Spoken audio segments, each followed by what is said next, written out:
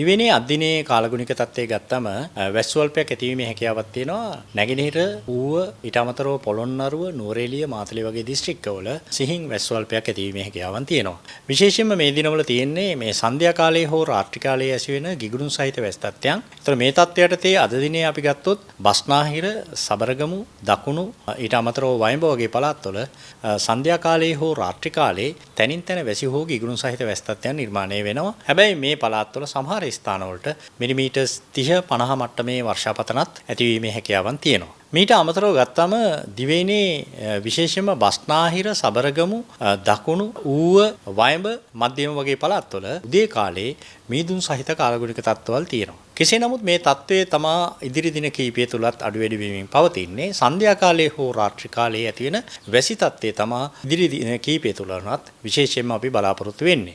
හැබැයි මේ වර්ෂාවත් එක්ක විශේෂයෙන්ම අකුණු අනතුරු ඇතිවීමේ තත්ත්වයන් තියෙනවා. මේ අකුණු අනතුරු වලින් සිදුවන හානි වළක්වා ගන්න අවශ්‍ය ක්‍රියාමාර්ග ගන්න කියන ඉල්ලීම අපි ජනතාවට මතක් කරනවා. විශේෂයෙන්ම අකුණු සහිත වර්ෂාව තියෙන වෙලාවේ විද්‍යුත් උපාංග පේන වලින් ගලලා ඉවත් කරන්න. ඊට අමතරව තනිතලා බිම් වල ගැවසීමෙන් වළකින්න කියන ඉල්ලීම අපි විශේෂයෙන්ම ගොවි මහත්තුරුන්ට අපි මතක් කරනවා.